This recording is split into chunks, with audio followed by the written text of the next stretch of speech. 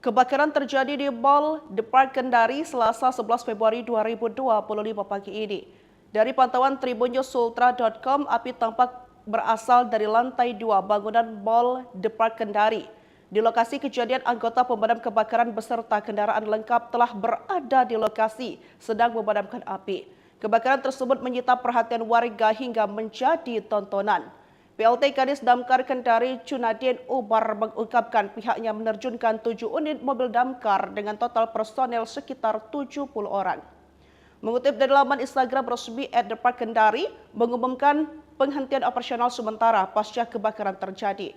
Akibat kebakaran terjadi di Mall The Park Kendari, Sulawesi Tenggara, seorang security dilarikan ke rumah sakit.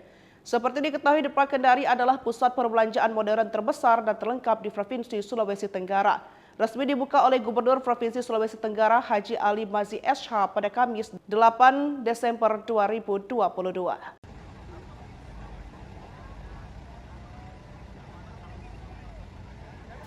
Peristiwa kebakaran terjadi di salah satu pusat perbelanjaan modern di Kota Kendari, Sulawesi Tenggara.